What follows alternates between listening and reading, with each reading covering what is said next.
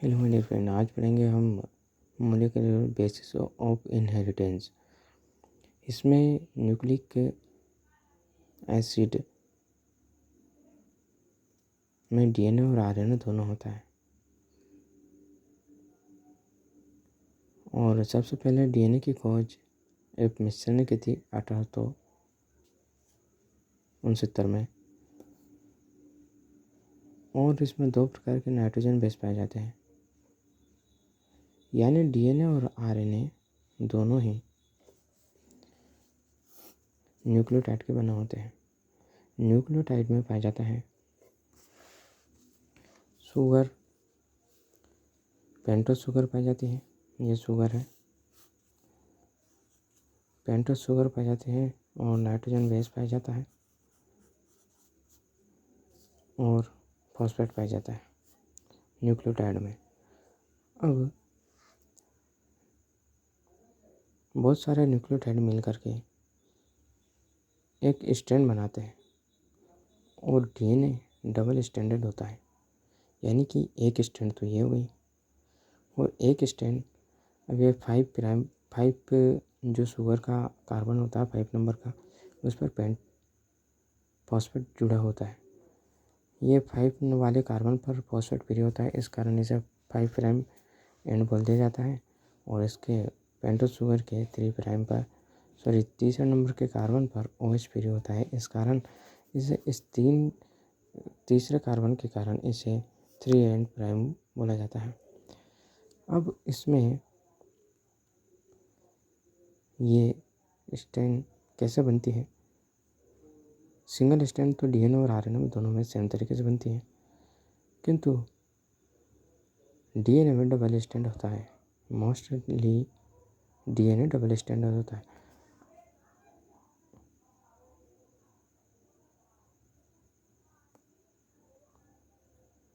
अब जैसे ये स्ट्रैंड होती है, ये साइड 3' है तो इस साइड 5' होगा, यानी कि इस स्ट्रैंड का उल्टा इस साइड में होगा। और जैसे ये नाइट्रोजन बेस ए है तो इस साइड पर टी नाइट्रोजन बेस होगा, इधर भी शुगर होगा और फॉस्फेट होगा, शुगर फॉस्फेट इधर भी होगा। और ये नाइट्रोजन बेस हो गया, ये पेंटोस शुगर हो गया और ये फॉस्फेट हो गया। और इस साइड का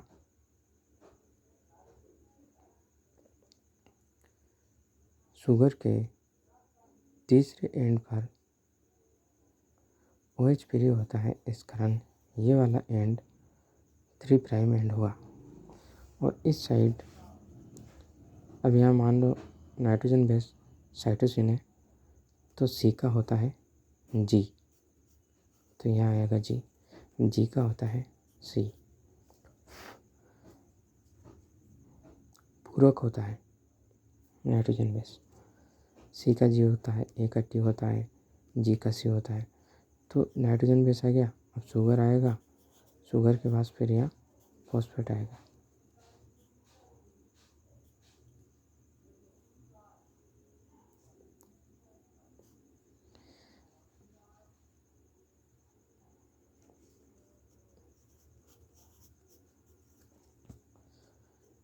ये प्राइम तो होगा 5' एंड, क्योंकि यहाँ पेंटोस शुगर के 5वें नंबर कार्बन पर फॉस्फेट फ्री होगा, इस कारण ये 5' एंड होगा।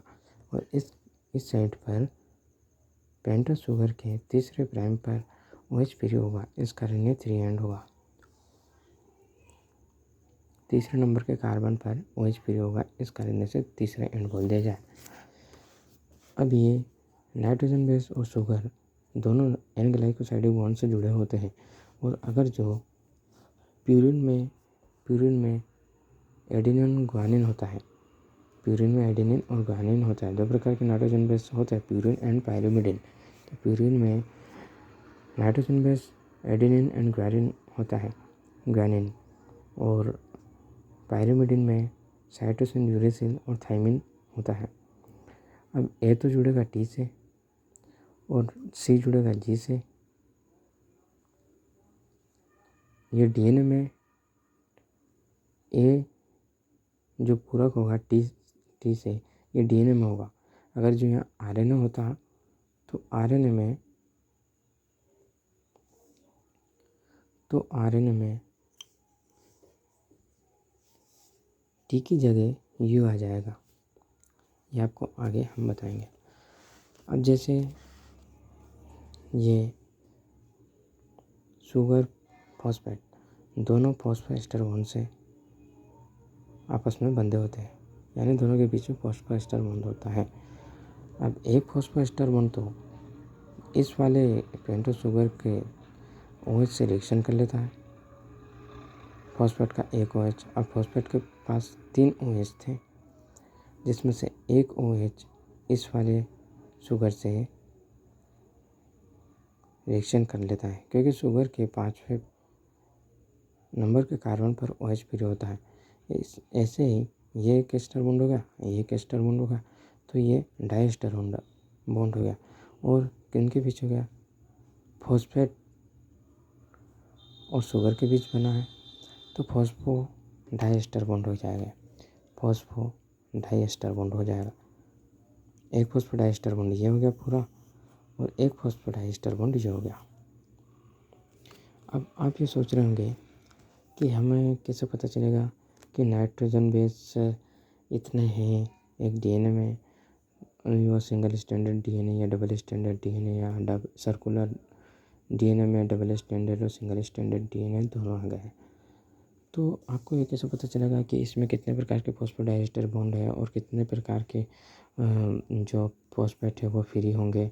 एक फॉस्फेट यहाँ फ्री होगा और एक फॉस्फेट इस जगह फ्री होगा, ये वाला, और एक फॉस्फेट यहाँ फ्री होगा, ये वाला।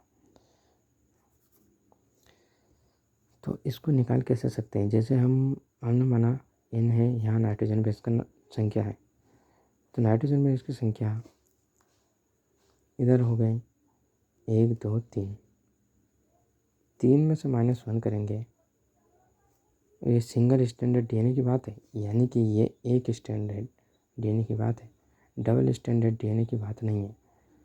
अब आप ये वाली साइड जो मैंने यहाँ लिखा था नाइट्रोजन बेस शुगर और ये फॉस्फेट, इस वाले को भूल जाना है और सिंपल ये वाली याद रखना है। इस साइड से जो पेन से लिखा हुआ है, ये पेन से लिखा हुआ है सिंगल स्टैंडर्ड डीएनए की, ये वाली बात हो रही। तो नाइट्रोजन बेस है यहाँ 1 2 3, तो 3 - 1 करेंगे तो फॉस्फोडाइएस्टर की संख्या पता चल जाएगी। यहाँ फॉस्फोडाइएस्टर की संख्या 3 -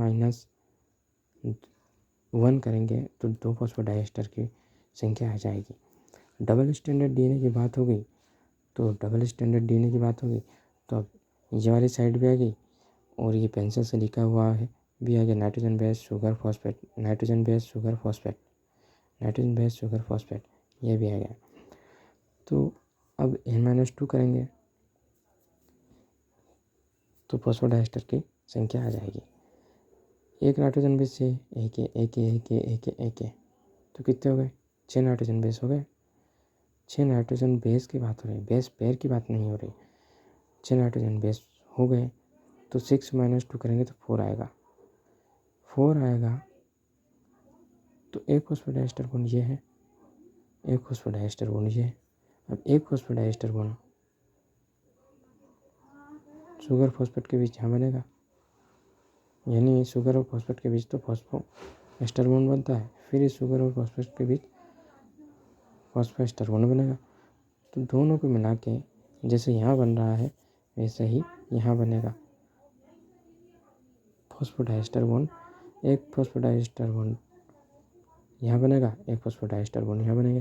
तो टोटल 6 नाइट्रोजन बेस पेयर वाले न्यूक्लियोटाइड में डबल स्टैंडर्ड डीएनए में N-2 करना है। N नाइट्रोजन की संख्या है, तो 6 - 2 करेंगे तो 4 फॉस्फोडाइएस्टर बॉन्ड हो जाएंगे, 1 2। ऐसे ही इस साइड 3 और 1 4, ऐसी सेम स्ट्रक्चर होगी इस साइड भी, बस इस साइड 3' वाला होगा, ये वाली स्ट्रक्चर इस साइड फ्री रहेगी और इस साइड है जो ये वाली स्ट्रक्चर रहेगी।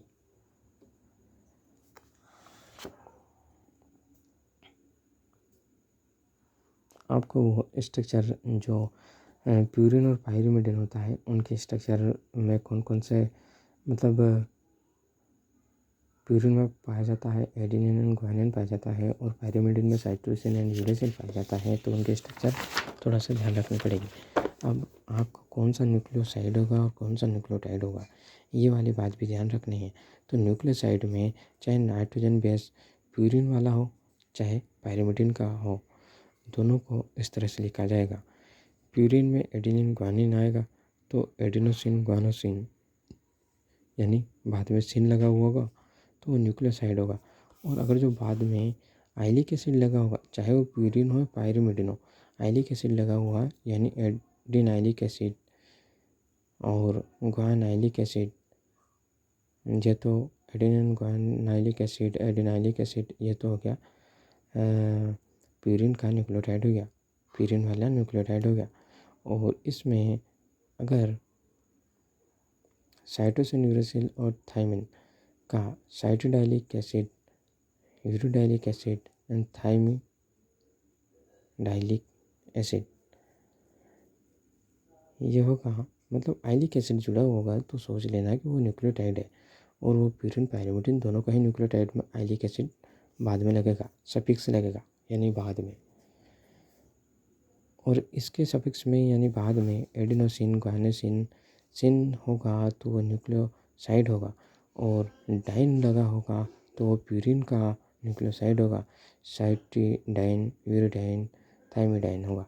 बट एक याद रखना, जैसे यहाँ साइटोसिन है तो साइटोसिन तो एक नाइट्रोजन बेस है, तो नाइट्रोजन बेस है तो उसमें ये वाला साइन वाला और ये वाला एक जैसा लगेगा, तो आप ये कहोगे कि ये तो एक मतलब प्यूरिन का न्यूक्लियोसाइड है, बट ये न्यूक्लियोसाइड नहीं, ये तो एक नाइट्रोजन बेस है।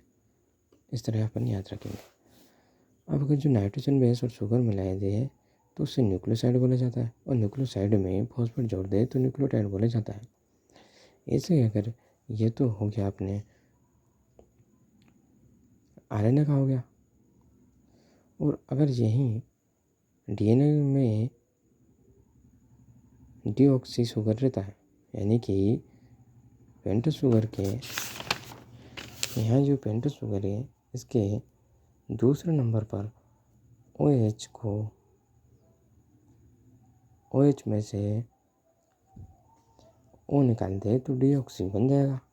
अब इसकी स्ट्रक्चर होती है ऐसे है, यहाँ OH होता है यहाँ, और यहाँ H होता है, यहाँ H होता है और यहाँ OH होता है। ऐसे ही जगह 5वें नंबर पर है CH2OH होता है। तो इसका OH और शुगर का अब फॉस्फेट का OH दोनों मिला के रिएक्शन कर लेते हैं और एस्टर से H2O का बॉन्ड बनते हैं, एस्टर बॉन्ड बनता है, H2O रिलीज हो जाता है और एस्टर बॉन्ड बनता है फॉस्फेट और शुगर के बीच 5वें नंबर के कार्बन पर। और फिर ये OH में से ऑक्सीजन निकाल देंगे तो वो डीऑक्सी राइबोन्यूक्लिक एसिड हो जाएगा। और अगर जो OH में से O नहीं निकालेंगे तो वो राइबोक्सिल आरएनए रहेगा। आरएनए और डीएनए में यही फ़र्क है सिर्फ कि डीएनए एक तो डबल स्टैंडर्ड भी होता है और कई केस में सिंगल स्टैंडर्ड भी होता है, वो तो एक्सेप्शन होता है, अपवाद होता है। आपको याद ये रखना है कि दूसरे नंबर पर शुगर के OH है तो वो शुगर आरएनए की है, और अगर जो सिर्फ H है दूसरे नंबर पर इस जगह पर तो वो डीऑक्सी शुगर होगा, डीऑक्सी राइबो शुगर होगा। अब जैसे यहाँ क्वेश्चन दिया है साइटोडाइलिक एसिड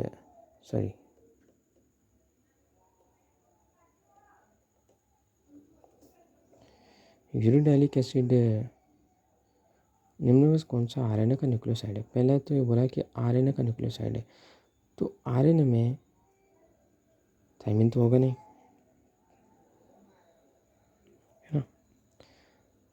न्यूक्लियोसाइड बोला है तो न्यूक्लियोसाइड में साइन या फिर डाइन लगा होगा।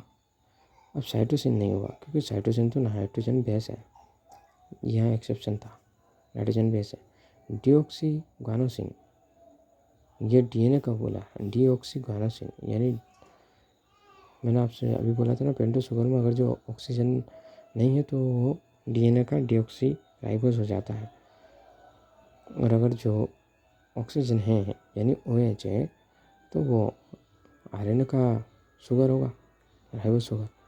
ये डायलिक, ये तो न्यूक्लियोटाइड है, ये नाइट्रोजन बेस है, ये डीएनए का डीऑक्सीगानासिन है, तो इसका आंसर होगा 4 एडिनोसिन। आगे ना समझ में, ऐसे होगा। अब अपने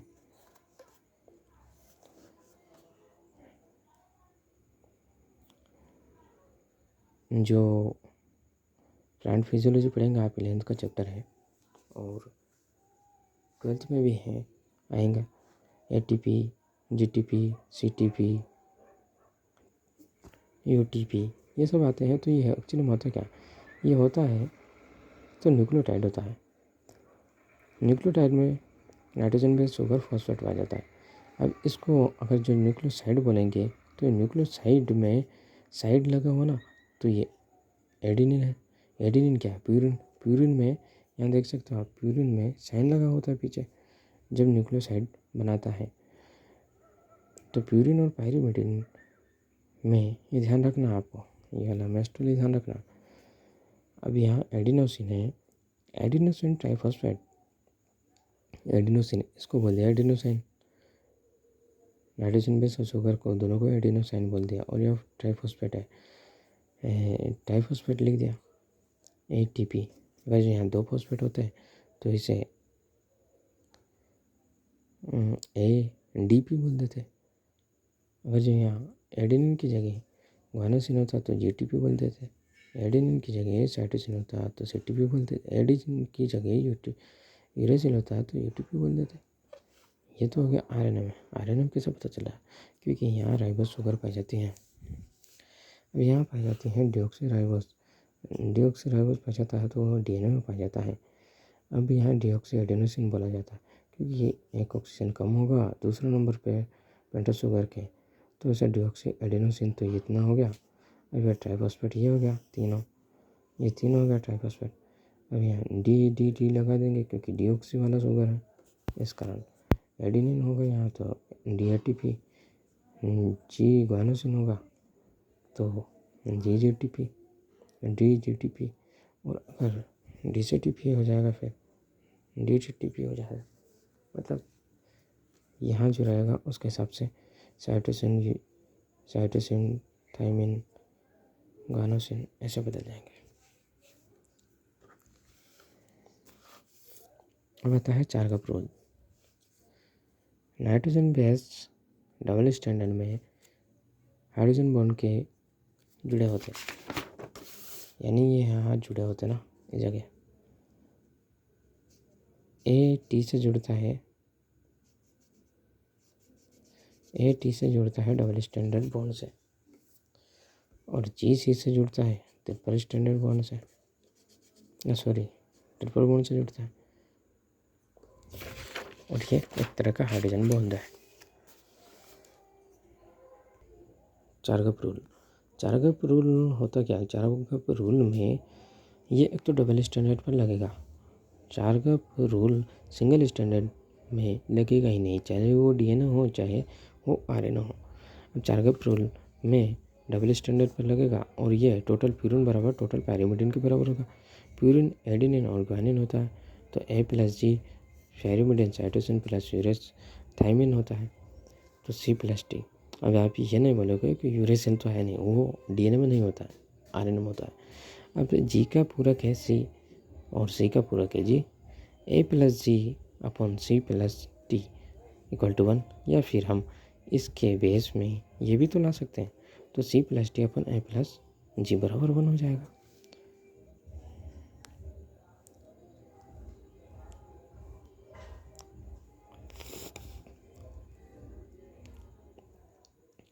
अब इसे लिख तो ऐसे भी सकते हैं, G का C कर दे और C का G कर दे तो ये A+C हो जाएगा, तो उसी को यही लिख दिया है। और ये C की जगह यहाँ G लिख देंगे क्योंकि इसका कॉम्प्लीकेंट है, इसका पूरक है, तो G+T। ये दोनों ही वैसे अपन में करेंगे तो 1 आएगा। अब ऐसा नहीं है, ये ऐसा नहीं होगा, किंतु ऐसा तो हो जाएगा। ऐसा कैसे हो जाएगा? यहाँ G+T ये यही रहने देते हैं और इसके अपन में यहाँ रखते हैं और इसके इक्वल टू कर देंगे 1।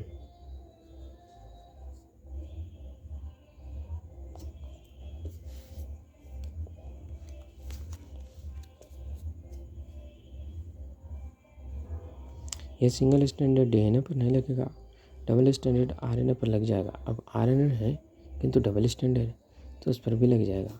ये सिंगल स्टैंडर्ड आरएनए पर नहीं लगेगा, सिंगल स्टैंडर्ड पर लगेगा ही नहीं 4 का प्रोल, ये ध्यान रखना है। ओके,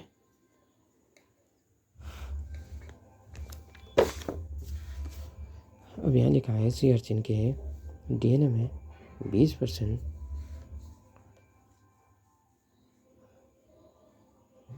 ग्वानिन है, तो इसमें अन्य नाइट्रोजन बेस की प्रतिशतता बताइए। अन्य नाइट्रोजन बेस की प्रतिशतता बताइए।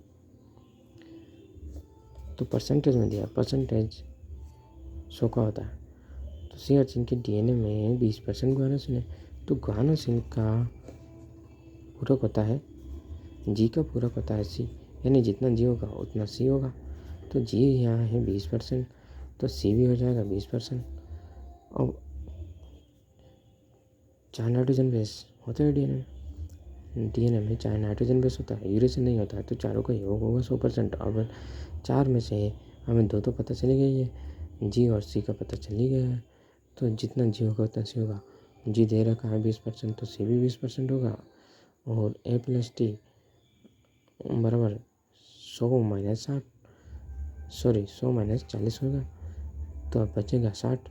60 इन दोनों का योग है, तो आधा तो ए तो टी होगा, ए तो होगा 30 और टी होगा 30, यानी आधा आधा हो गया। अब ये बोल रहे हैं तो आधा आधा कैसे पता चला?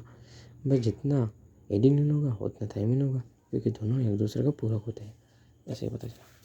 अब एक 3.4 के बेसिस, के मीन्स 1000 होता है, किलो बेसिस 3.4 किलो बेसिस के डीएनए में 900 मोलिकुलर थायमिन के हैं और साइटोसिन के, तो साइटोसिन के अणुओं की संख्या बताइए। अब टोटल है 3400, यानी कि किलो का मतलब 1000 होता है, किलो का मतलब 1000 होता है, तो उसका गुना करेंगे उसमें, तो 3400 टोटल नाइट्रोजन बेस है। नाइट्रोजन बेस पर नहीं है, टोटल नाइट्रोजन बेस है। और 900 मोलिकुलर थायमिन के हैं, तो जितने थायमिन के होंगे उतने एडिनिन के होंगे, जितने थायमिन के होंगे उतने एडिनिन के होंगे। तो 900 900 1800 हो गया, और टोटल है 3400, तो 3400 माइनस 1800 करेंगे तो 1600 बचेगा। और G+C दोनों का योग होगा 1600, तो जी का हो जाएगा 800 और सी का भी हो जाएगा 800। अब यहाँ आपको बड़े ध्यान से देखना, ये सिंगल स्टैंडर्ड डीएनए के में 25% साइटोसिन है, तो ग्वानोसिन की प्रतिशतता बताइए। सिंगल स्टैंडर्ड बोला भाई, सिंगल स्टैंडर्ड चाहे डीएनए हो चाहे आरएनए हो, 4 का प्रूल लगेगा नहीं, तो हम बता भी नहीं सकते, उसके हिसाब से नहीं बता सकते। अभी यहाँ बहुत अच्छा क्वेश्चन है, निम्न अणुओं पर विचार कीजिए, आंकड़ों पर विचार कीजिएगा। ए 40% है, जी 20% है और सी 30% है, यू 10% है। डबल स्टैंडर्ड डीएनए होगा या डबल स्टैंडर्ड आरएनए होगा, सिंगल स्टैंडर्ड डीएनए होगा या सिंगल स्टैंडर्ड आरएनए होगा। अब इसमें है कौन कौन से, पहले तो ये चेक करें। एडिनिन है, ग्वानिन है, साइटोसिन है, यूरेसिल है, यानी यूरेसिल है, यानी कि आरएनए की बात हो रही है।